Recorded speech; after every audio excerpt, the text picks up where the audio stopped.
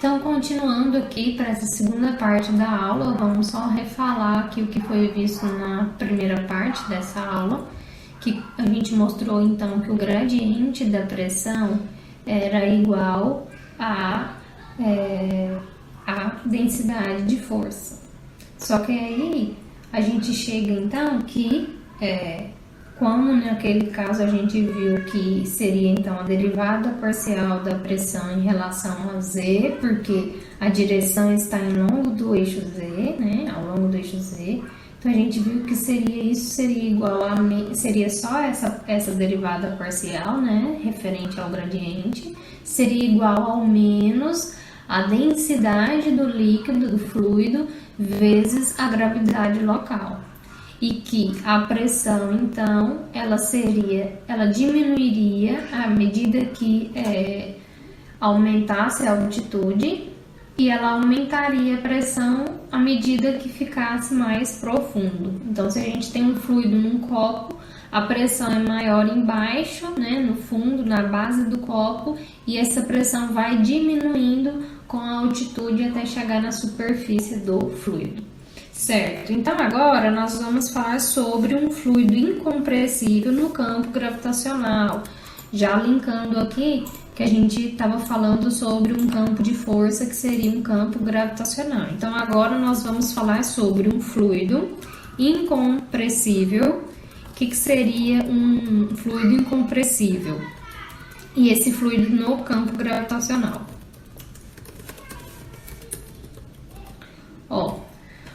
Para a gente considerar um fluido incompressível, quer dizer que a densidade dele é constante, ou seja, independente de qualquer valor, né, um fluido seria, quando eu disser que esse fluido seria incompressível, significa que eu estou dizendo que a densidade dele é constante, tá? E o que faz variar a densidade de um fluido? O que faria variar seria a pressão, né? Se eu variar a pressão, a densidade ela varia, só que ela varia tão discretamente que a gente pode considerar então que esse fluido é incompressível, ou seja, a densidade dele é constante. E a gente vai fazer isso num campo, ele sob um campo gravitacional. Por exemplo, o livro ele traz aqui que a densidade da água ela vai aumentar 0,5%, ela aumenta só 0,5% se eu fizer uma variação de pressão de 1 atm para 100 atm. Então, eu multipliquei a pressão por 100, né, aumentou 100 vezes, aí a densidade aumentou 0,5%. Então, isso para uma temperatura ambiente. Então, realmente, eu posso considerar que essa variação ela é muito pequena e aí a gente diz que o ρ, a gente define então que a densidade ela é constante. Aí, quando a gente vai falar então da estática dos fluidos, né, a gente pode considerar o fluido ele incompressível, né, na estática dos fluidos, que é o que a gente está vendo neste capítulo. Quando a gente estiver falando somente de forças conservativas, quando a força volumétrica, né, que a gente definiu nessa primeira parte da aula, ela é uma força conservativa, aí eu sei, né, pelo volume 1 desse livro, dessa coleção, que a força volumétrica ela é igual ao menos o gradiente da energia potencial.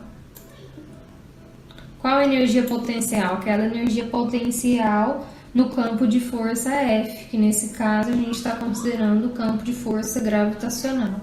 Essa força ela é menos o gradiente da energia potencial. E se eu considerar que a minha força ela está, se eu considerar uma densidade de força, né, densidade de força desse campo gravitacional, eu chego que ela é igual, né, analogamente ao gradiente de uma densidade de energia potencial, que eu vou colocar um uzinho minúsculo. Então eu vou até apagar aqui, que esse U aqui ficou muito cara de minúsculo. Eu vou colocar a energia potencial U maiúsculo e a densidade de energia potencial com U minúsculo. A densidade de energia potencial correspondente a essa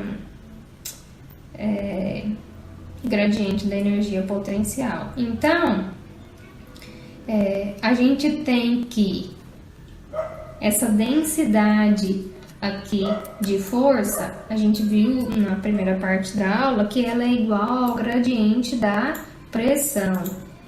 Então, o gradiente da pressão, ele é igual ao menos gradiente da densidade de energia, certo? Então, se essa gradiente de um é igual ao gradiente de outro, eu posso dizer que a pressão, ela é igual a menos densidade de energia potencial mais uma constante.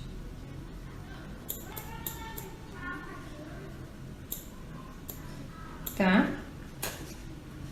O que nos diz então que uma superfície isobárica, ou seja, que tem uma pressão constante, ela também é uma superfície equipotencial, né? Onde as pressões são iguais e as energias potenciais também são iguais. Vamos colocar aqui então num desenho, ó, por exemplo,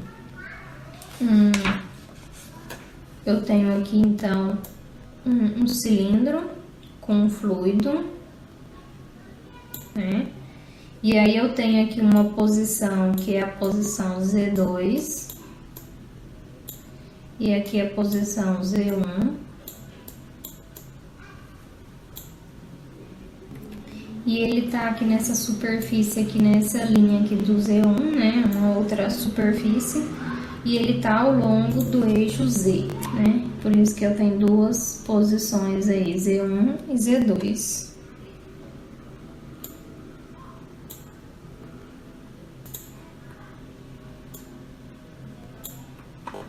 daqui é ao longo do eixo Z. Então, essas superfícies são superfícies equipotenciais do campo, né? Aqui ele está submetido, que no caso ali é o campo gravitacional, né? E aí a gente tem que densidade de energia potencial, ela vai ser igual ao quê? A densidade de energia potencial vai ser o quê? Energia potencial por unidade de volume. E que ρ, que é densidade, ela é igual a massa, né? Unidade de massa por volume. Se a gente tem que a energia potencial, ela é igual ao quê? Ela é igual a mg, né? A massa vezes a gravidade vezes a altura. E agora, como está no eixo Z, a altura então vai ser Z. E a gente pode, daqui a gente pode colocar aqui 1 sobre V é igual a ρ sobre m.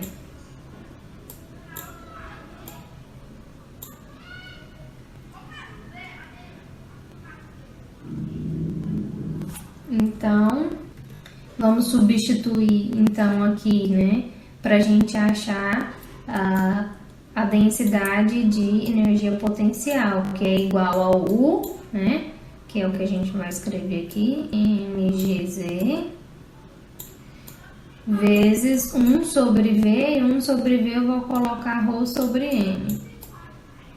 Aí a gente corta essa massa com essa massa, a gente chega então que a densidade de energia potencial, ela pode ser escrita como ρ, g, z. E aí eu vou substituir isso daqui, aqui ó, no que a gente tinha definido aqui, né? Que a pressão é igual a densidade de energia mais uma constante, menos densidade de energia. Então a gente chega então na 1. Deixa eu ver aqui no livro, na 1.4.6, que é a pressão que varia em torno do eixo Z, ela é igual a menos ρ, g, z, mais uma constante.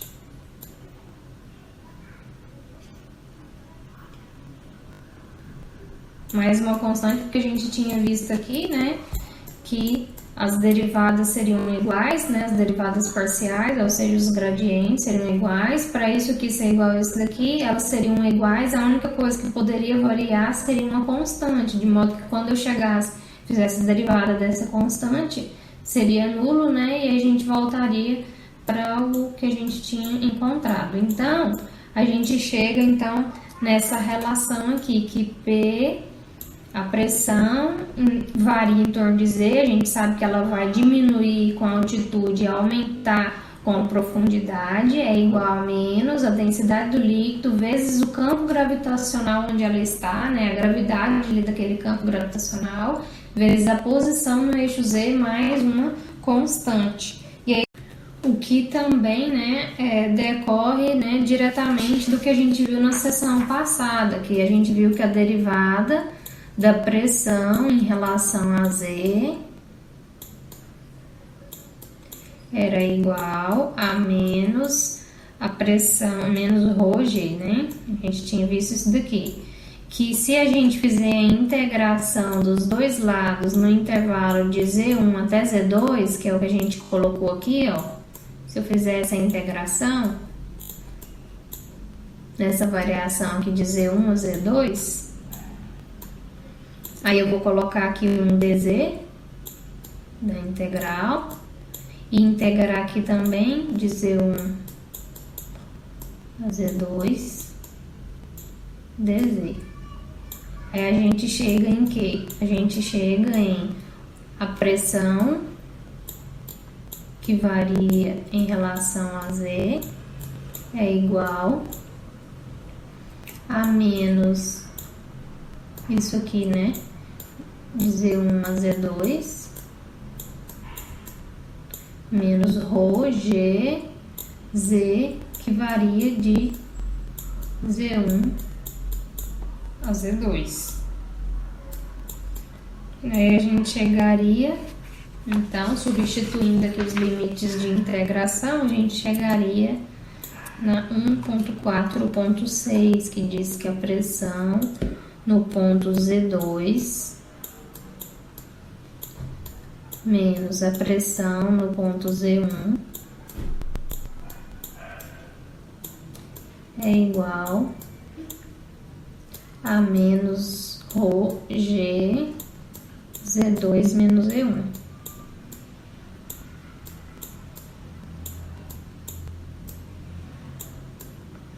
Se Z1, né, ele está na superfície lá, em contato com a atmosfera, então a pressão ali naquela superfície inicial vai ser uma pressão, então, PZ1, né, vai ser a pressão atmosférica, que a gente pode representar como P0, que seria, deixa eu colocar assim, P0 aqui, ó, o zero aqui embaixo, P0, que é a pressão atmosférica, já que a superfície inicial ela está em contato com a atmosfera.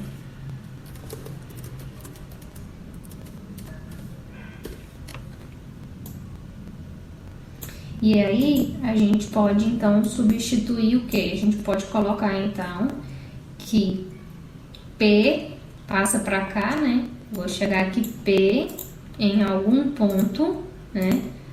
Onde pode ser desde do ponto zero lá de Z ou no meio do fluido, vai ser igual a P0 mais, né? Porque aí essa altura aqui, ela vai ser de Z1 a Z2, se eu colocar inverso aqui, ó,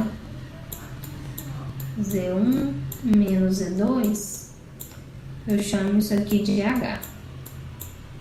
Então, na hora que eu colocar isso aqui é menos H, então eu posso cortar com esse sinal negativo e aqui vira positivo, vai ficar menos ρg H, onde essa relação aqui, um ponto no meio do fluido, né, em relação a Z, vai ser igual à pressão atmosférica, que é a pressão de referência, mais a densidade do fluido vezes a gravidade local, vezes a distância entre o ponto de referência e o ponto que você está querendo medir a pressão, é a conhecida lei de Stevens, que fala que a pressão no interior do líquido aumenta linearmente com a profundidade. Então aqui a gente chegou na lei de Stevens.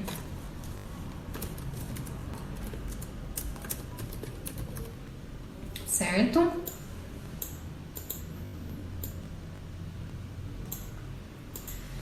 Ok. Aí agora vamos colocar, vamos pegar um exemplo aqui, e esse exemplo a gente vai dizer que tem um líquido em rotação.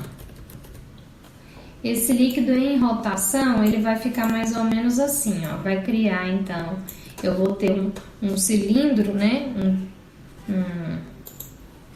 onde o líquido está, o ambiente aqui, né, onde está o líquido. E quando eu faço uma rotação assim, né, para ele, o que vai acontecer? Esse líquido ele vai formar uma parábola, né? Vai virar um cone.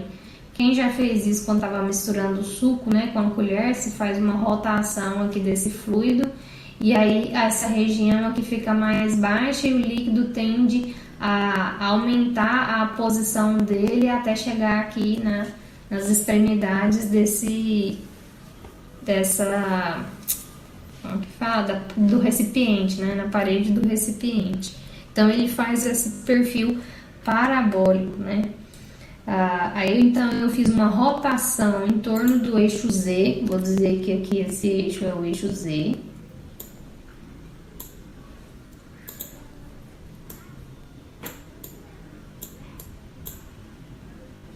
E aí eu vou ter então sempre um raio, que é da posição aqui até a posição onde ele vai estar aqui minha referência. Por exemplo, se eu estou pegando esse ponto, esse aqui vai ser o raio. Se eu pegar um ponto mais aqui próximo aqui do fundo da parábola, o raio vai ser menor. Então aqui eu vou considerar isso aqui como o raio, né, da circunferência, dependendo da posição aqui no eixo Z que a gente considera. E esse ponto aqui mais baixo da parábola, a gente vai considerar ele como um ponto zero, tá? Aí, se eu estiver pegando um referencial não inercial, né, que gira com o recipiente, por exemplo, um ponto aqui no recipiente que ele é não inercial porque ele está girando junto com o recipiente, então eu posso dizer que esse fluido aqui ele está em equilíbrio, justamente porque o meu referencial que eu peguei ele gira, né, ele tem essa mesma rotação. Então esse líquido em rotação, eu pego um referencial não inercial que gira com o recipiente, o fluido então ele está em equilíbrio.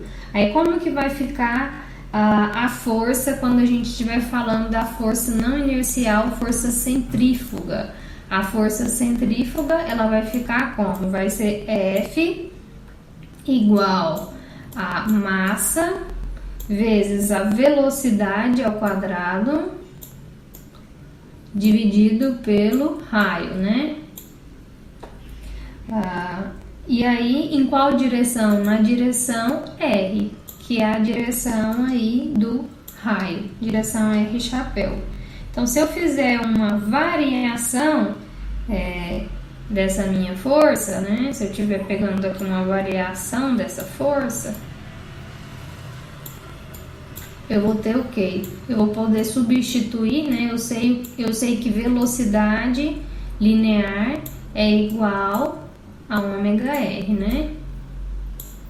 Então, se velocidade é igual a ômega R, eu posso substituir aqui por ômega ao quadrado vezes R ao quadrado, aí ele corta com esse R aqui embaixo, sobra só um R. Então, eu vou ter uma variação da massa, né? O ômega agora ao quadrado vezes o raio, aonde? Na direção R.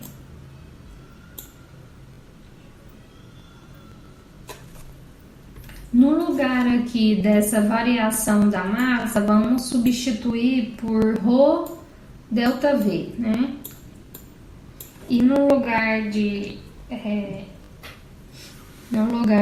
gente colocar, aí a gente passa esse delta aqui, V, desse lado para cá, fica a delta F sobre delta V. Aí a unidade de força por unidade de volume vai ser a densidade de força. Então, a gente pode colocar, então, que a densidade de força, né, é igual a esse ρ. A massa sumiu, né? Ficou, então, ômega ao quadrado vezes R na direção R. Mas a gente sabe que densidade de força é igual ao quê? É o que a gente definiu agora há pouco. A gente viu que era igual a, né, a densidade de força, vou colocar certinho aqui, era igual ao gradiente da pressão, que era igual ao menos gradiente da densidade da energia potencial. Então, vamos colocar isso daí. A gente chama, então, aqui, que essa densidade de força é igual a menos gradiente da densidade de energia. Isso aqui, se a gente está falando na direção R, então esse gradiente da energia, ele está então ao longo de R. Então é a derivada parcial, só que a derivada disso, né, a derivada da densidade de energia apenas em relação a R. Então isso aqui, na verdade, é menos dr na direção R.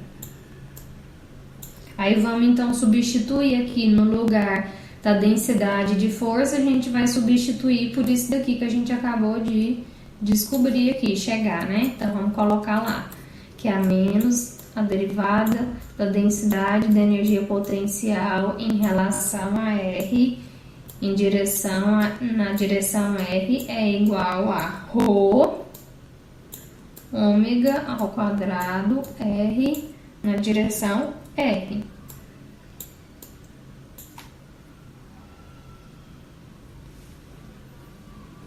É o menos aqui. E aí, o que a gente pode fazer? A gente pode, então, passar esse menos para cá e a gente pode integrar tudo isso daqui em relação a R. Na hora que eu integrar esse lado de cá, vai ser a integral da derivada. Eu vou chegar em quê? Na densidade de energia potencial. Aí eu vou denominar ela de C, porque ela é centrífuga. A gente partiu aqui da força centrífuga, né? Da força centrífuga. Então, eu vou colocar aqui a densidade de energia potencial centrífuga vai ser igual a menos, que é esse menos aqui. O ρ, na hora que a gente integrar esse lado de cá, ele é uma constante. O ômega ao quadrado também é uma constante. Mas esse R aqui, qual que é a integral de R em relação a R? Vai ser R ao quadrado sobre 2. Então, eu posso colocar aqui R ao quadrado e o sobre 2 eu vou colocar aqui na frente, ó, 1 sobre 2. Então, esse daqui vai ser a densidade de energia centrífuga, é igual a menos meio a densidade do líquido com a velocidade angular de rotação vezes o R ao quadrado. Ou seja, vai depender desse R aqui, ó, de qual dessa posição em Z que eu tô falando aqui, ó, né? Se esse R é maior ou esse R é menor, para eu dizer qual é a densidade de energia potencial centrífuga. A gente chegou aqui nessa densidade de energia centrífuga.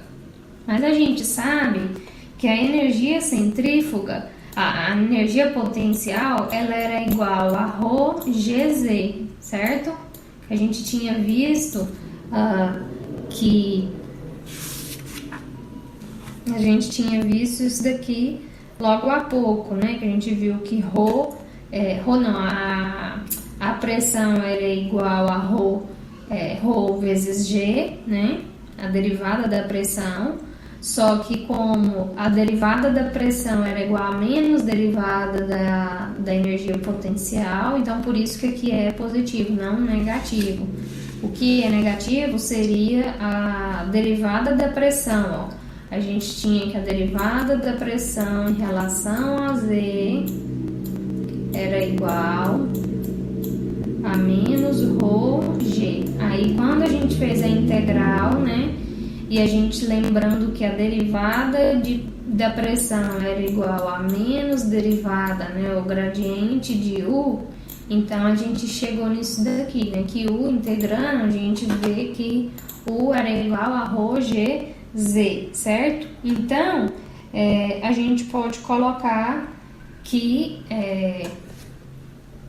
pode colocar a soma dessas duas energias potenciais aqui. Essa aqui devido à força centrífuga e essa daqui em relação a Z, que é a densidade, né, de um líquido em equilíbrio, né, uma superfície,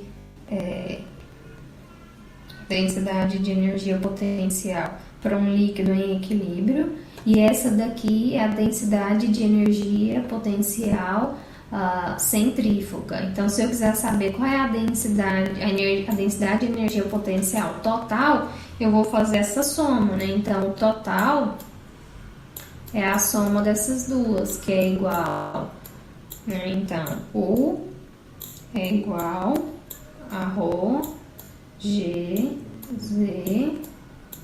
menos 1 sobre 2 ρ ômega ao quadrado R ao quadrado. E se a gente tinha visto que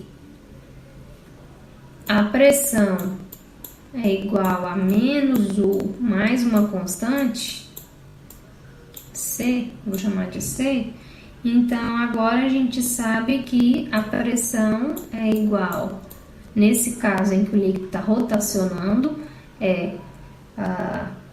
1 sobre 2, esse sinal negativo, esse aqui fica positivo e esse aqui fica negativo. Então, vou colocar o positivo primeiro. 1 sobre 2, ρ, ômega ao quadrado, R ao quadrado, mais ρgz, mais uma constante, C, que eu vou chamar de C. Se eu considerar o ponto O, que é a origem, ó, se eu considerar aqui no meu desenho esse ponto aqui, que é o ponto de origem, o R vai ser igual a Z e é igual a zero, ou seja, o eixo Z começa no zero aqui e o R nesse ponto ele não tem, né? Não tem raio. Então, nesse ponto aí, na origem, vou colocar aqui na origem do eixo Z,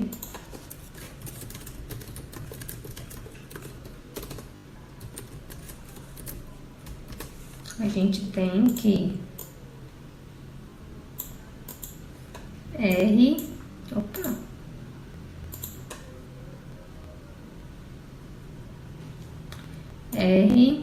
é igual a Z, que é igual a zero.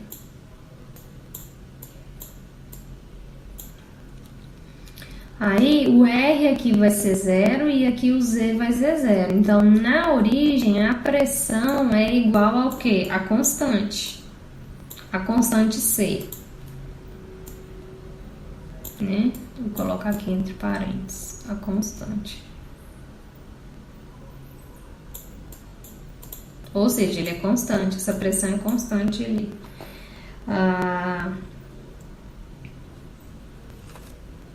E eu sei que ali naquela superfície, que é a superfície que está em contato com a atmosfera, né?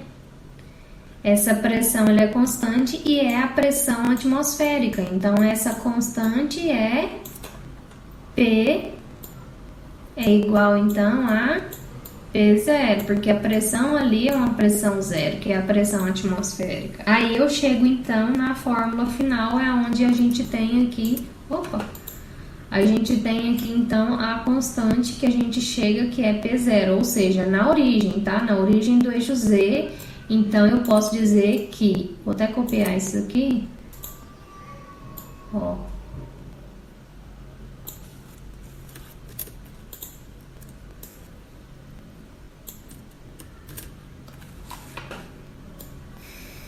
Eu chego então aqui na origem, onde P é igual a Z, que é igual a R, ou que Z é igual a R, que é igual a 0. Eu chego que isso daqui é igual a P 0. E aqui, ó, pessoal, agora que eu tô vendo, como eu tinha falado, né, esse negativo aqui vai ficar negativo, então aqui é negativo. Deixa eu corrigir aqui, eu vi na hora que eu copiei. Então aqui fica negativo, mais o P0, certo? Então a gente chega aqui nesse final aqui, né? Essa aqui, então, é a distribuição de pressão no líquido. A gente sabe em qual ponto que ele está, né? Qual é a pressão em determinado ponto, onde eu tenho o R e o Z variando, eu vou saber qual é o valor da pressão naquele ponto, certo? Então, tá bom. Até a próxima aula.